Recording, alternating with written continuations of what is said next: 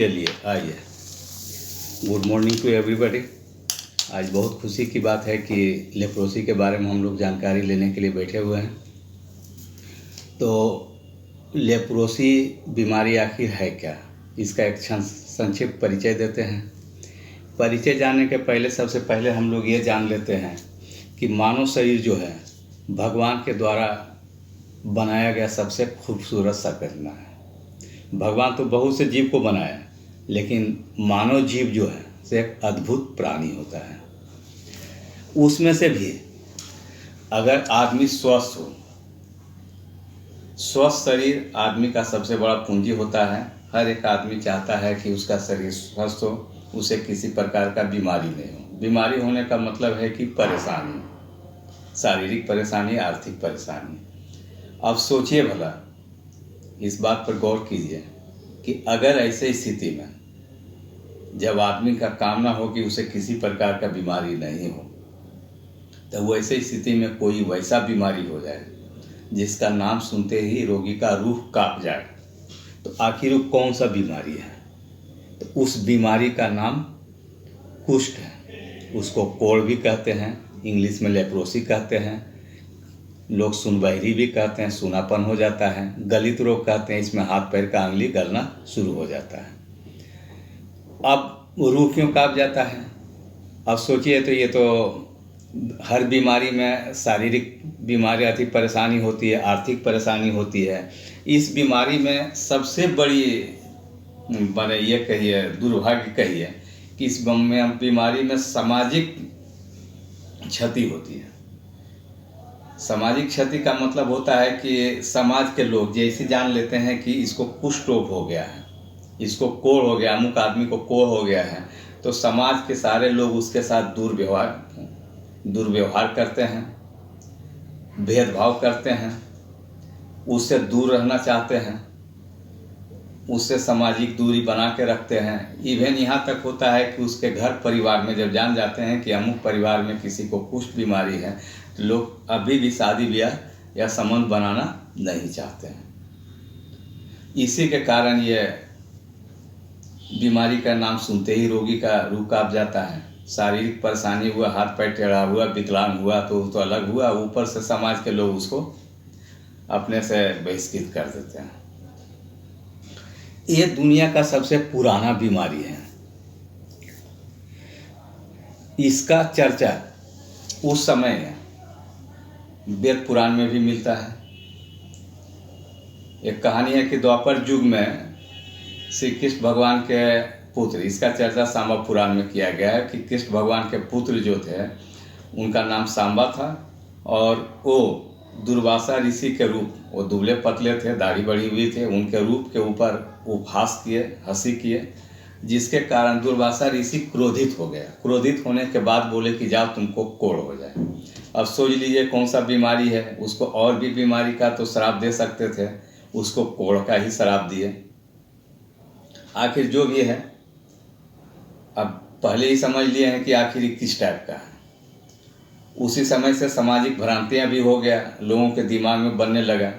आखिरकार सांबा जो थे सो मित्राना के तट पर, मित्राना में चंद्रभागा के तट पर इस एक सूर्य मंदिर है, मुल्तान सूर्य मंदिर, उसमें वो कृष्ण भगवान ये सूर्य भगवान का उपासना करने के बाद वो ठीक हो गए।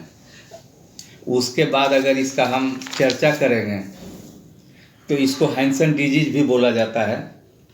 करीब 1874 में नॉर्वे का डॉक्टर, चिकित्सक डॉक्टर हैंसन ने इस बीमारी को खोज किया था। उस समय से पता चला कि ये एक बीमारी है जो माइकोबैक्टीरियम लेप्री के कारण होता है। अगर इसकी इलाज पर हम चर्चा करते हैं तो ये बीमारी 1940 के पहले इसका कोई इलाज नहीं था।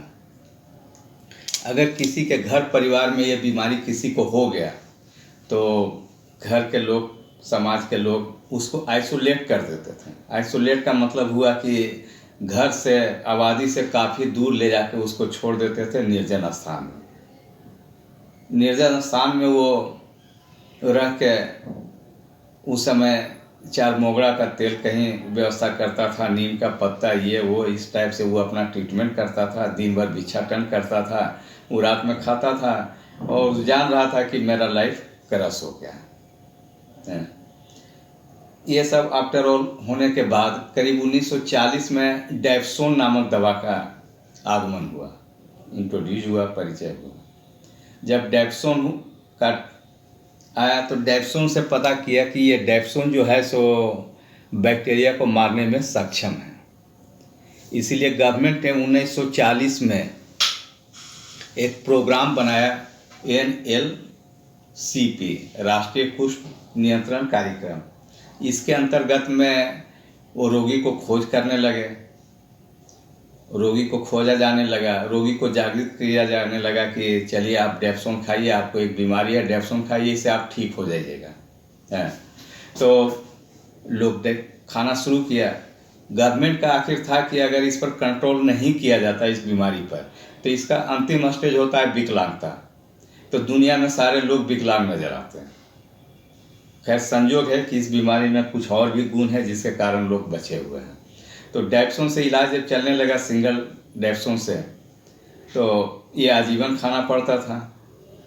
उसके बाद लोग समाज के डर से भागते थे, कहीं डॉक्टर से किसी जगह दिखा भी लिए तो डॉक्टर उसके नाम से कहीं पेड़ वगैरह में कपड़ा में या कागज में पोटली बना के दवा को, डेप्सोन को रख देते थे और रोगी को बता देते थे जाओ वहाँ से तुम दवा ले लेना। वो दवा खाता था। ये लॉन्ग टाइम दवा खाना पड़ता था और जो रोगी सर्वाइव नहीं कर पाता था कि ज़िंदगी भर दवा खोजी, जीते तक के खाना है। दूसरी बात ये था कि दवा किसी को रेजिस्टेंस कर जाता था और ये दवा में सिर्फ इतने था कि बैक्टीरिया मार देता था, इसीलिए लोग इस सर्वाइव नहीं कर पाए। आफ्टर ऑल करीब 1981 के आसपास में MDT का लॉन्च हुआ। MDT का मतलब होता है मल्टी ड्रग थेरेपी, यानी एक बीमारी का कई एक दवा से इलाज करना, और सब दवा का एक ही काम था कि बैक्टीरिया को मारना। इसमें रिफेम्पिसिन होता है, क्लोफाजिमिन होता है और डेप्सोन होता है। तीनों हाई एंटीबायोटिक है और तीनों बैक्टीरिया ही मारने का काम करता है। 1981 में जाके, ये 81-82 के ईस्वी में, ये फाइनेंशियल ईयर में गवर्नमेंट ने एक प्रोग्राम बनाया MDT को लेकर, और NLCP जो था उसको चेंज करके NLEP यानी राष्ट्रीय कुष्ठ उन्मूलन कार्यक्रम, नेशनल लेप्रोसी इराडिकेशन प्रोग्राम था। इसके साथ में डेप्सोन से इलाज शुरू हुआ।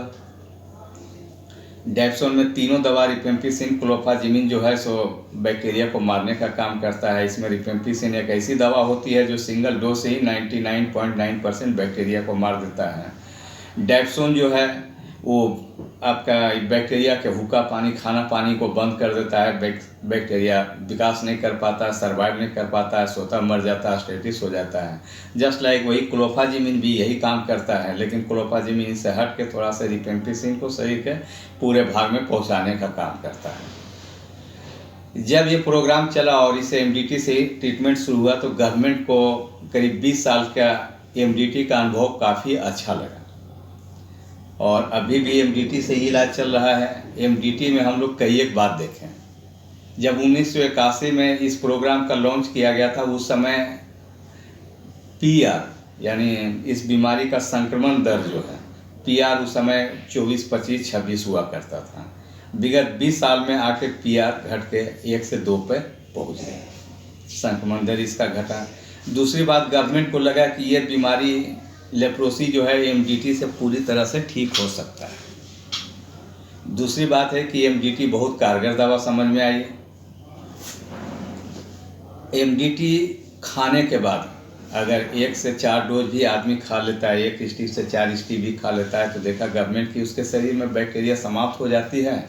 नतीजा है कि वो आम आदमी के साथ अपना जीवन यापन कर सकता है, यानी संक्रमण को फैला नहीं सकता। गवर्नमेंट का बहुत कुछ आग्रह किया, उसके बाद MDT से ट्रीटमेंट फुल्ली रूप से चलने लगा। फिर बाद में करीब 2005 में गवर्नमेंट ने देखा कि ये प्रोग्राम काफ़ी सफल है एमडीटी के साथ में। फिर 2005 में इस बीमारी को जनरल हेल्थ में जोड़ दिया गया। अब 2005 से कोई भी रोगी, लेप्रोसी का रोगी जिसको अगर शक है, संदेह है अपने ऊपर, तो कहीं भी किसी भी हॉस्पिटल में जाके वो अपना ट्रीटमेंट कर सकता है, वहाँ से वो दवा खा सकता है डायग्नोज करने के बाद। Okay, thank you.